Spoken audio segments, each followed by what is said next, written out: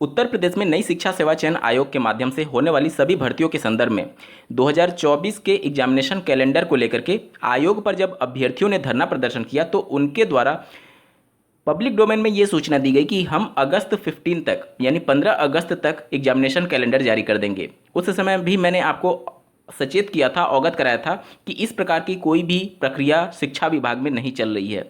आज जब हम लोग 25 सितंबर 2024 में हैं, यानी उस बात को लगभग 1.5 महीने का से ज़्यादा का समय हो चुका है और आज आप न्यूज़पेपर में देख पा रहे होंगे वही बातें निकल करके आ रही हैं। नई भर्ती का अध्याचन मिलने के बाद जारी होगा परीक्षा का कैलेंडर। अगर यहाँ पर मैं आपको आयोग के द्वारा क्या कुछ बातें कही गई हैं वो दिखाने की कोशिश करूं, आप अपने स्क्रीन पर देख पा रहे होंगे।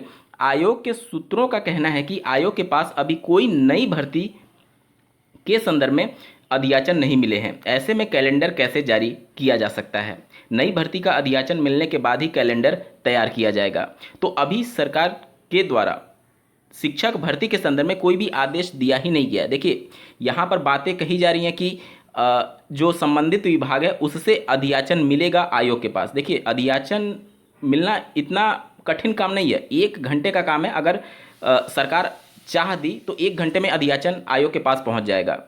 हर एक साल, और वो भी छोड़िए, हर एक क्वार्टर में जो शिक्षा विभाग है वो अभ्यर्थी और टीचर्स के डेटा को कलेक्ट करता है। और आज के समय में जब सब कुछ डिजिटलाइज्ड हो चुका है तो उस कंडीशन में एक क्लिक के माध्यम से टीचर्स और छात्रों की संख्या निकाली जा सकती है और अध्याचन जो है 1 घंटे में पीडीएफ बना करके आयोग के पास भेजा जा सकता है। लेकिन ये 1 घंटे का समय कब मुकम्मल किया जाएगा? जब सरकार के द्वारा आदेश पारित किया जाएगा। पूरी तरीके से मामला जो है वो सरकार के पाले में है। अगर मंशा रहेगी तो भर्ती आएगी, अगर मंशा नहीं रहेगी तो भर्ती के लिए दूर दूर तक रास्ते साफ नहीं दिख रहे हैं।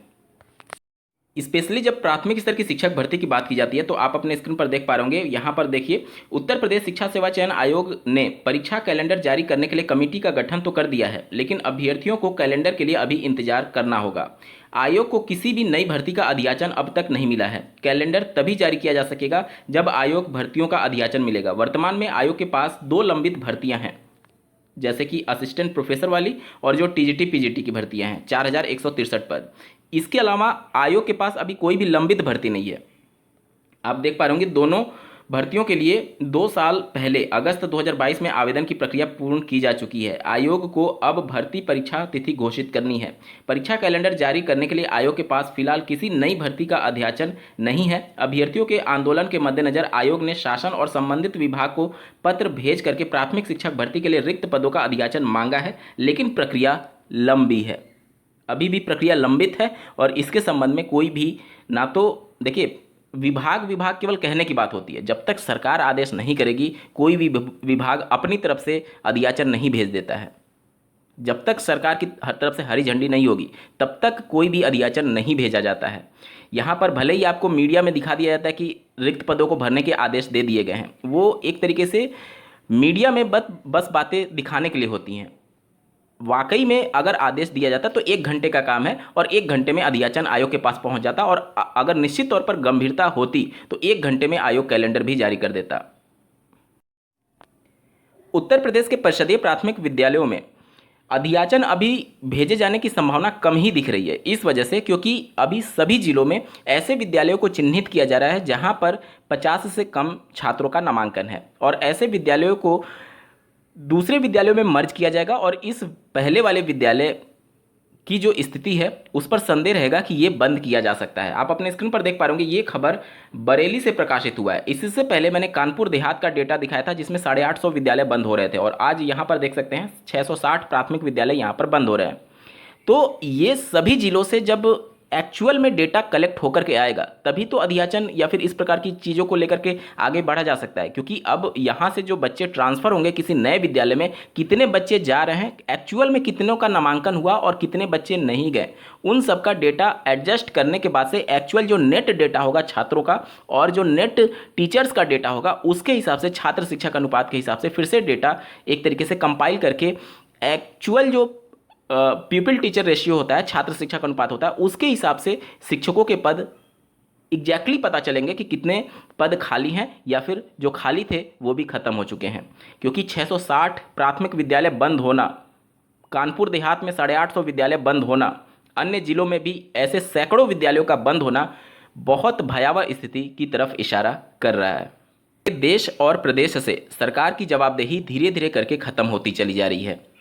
आज आप रेलवे में कितनी ज़्यादा ट्रेनें पटरी से उतर रही हैं, क्या कोई सरकार इसके लिए जवाबदेही तय होती है? नहीं होती है। इससे पहले अगर आप कुछ सालों पहले देखेंगे तो एक छोटी सी घटना की वजह से नैतिकता के आधार पर लोग रिजाइन कर देते थे।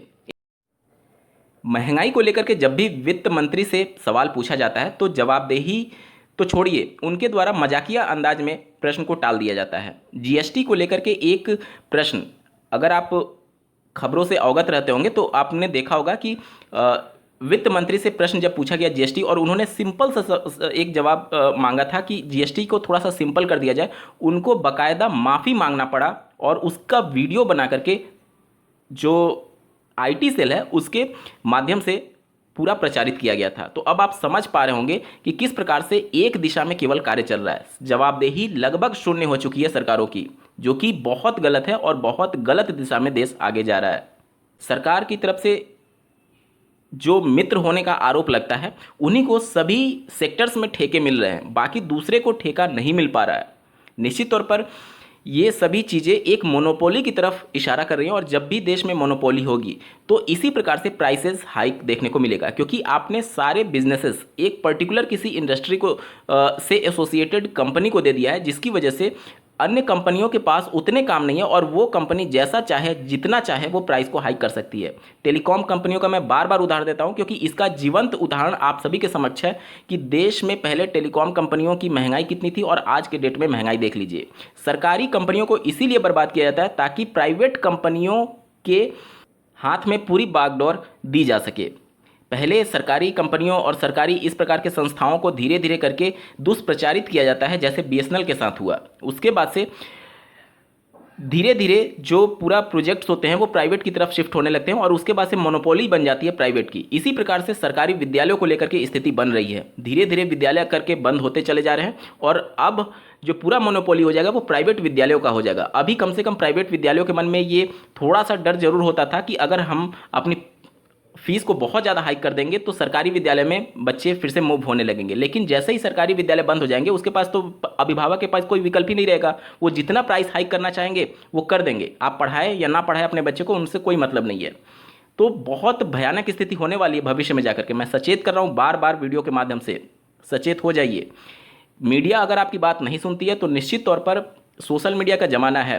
आप अपने गांव देहात में ऐसे बच्चों को ढूंढिए जो कि विद्यालय बंद होने या फिर मर्ज होने की वजह से आने वाले 3 किलोमीटर में हो सकता है विद्यालय ना जा रहा हो, तो उनका छोटा सा वीडियो क्लिप, उनके अभिभावक का छोटा सा वीडियो क्लिप बना करके आप अपने ट्विटर हैंडल से, आप अपने फेसबुक से, आप अपने यूट्यूब से इस प्रकार के छोटे छोटे क्लिप जब डालेंगे तो ये सारी चीज़ें जब वायरल होंगी तभी जा करके सामाजिक तौर पर यहाँ पर दबाव बनेगा।